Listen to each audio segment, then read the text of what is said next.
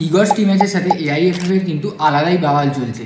Recently Igor Stimac একটা লাইভে এসে ইন্টারভিউ দিয়েছে এবং ইন্টারভিউতে এআইএফএফ আর কল্যাণ চৌবেকে নিয়ে যা পেরেছে তাই বলেছে যে কল্যাণ চৌবে শুধুমাত্র সোশ্যাল মিডিয়াতেই ফেম চায় এবং সে যত তাড়াতাড়ি রিটায়ার করবে ততই ইন্ডিয়ান ফুটবলের মঙ্গল হবে। এছাড়াও বলেছে যে আইএম বিজন প্লেয়ার হিসেবে ভালো হলেও চেয়ারপারসন হিসেবে কিন্তু মোটেও ভালো নয়। এছাড়াও এটা বলেছে যে এআইএফএফ জানেই না কিভাবে একটা ফুটবল সংস্থা চালাতে হয়। তাছাড়াও আইএসএল এবং আই লিগেরও সমালোচনা করেছে, যেটা অনেকটাই অবভিয়াস। বলেছে যে আইএসএল এবং আই লিগে কোনো রেলিগ্রেশন না থাকায় এই লিগটার কোনো কম্পিটিশন নেই।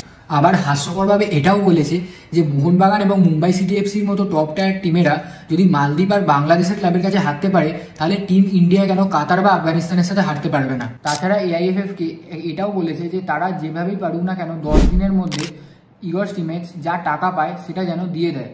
তো আপনাদের এটা নিয়ে কি মতামত অবশ্যই কিন্তু নিচে কমেন্ট করে জানাবেন।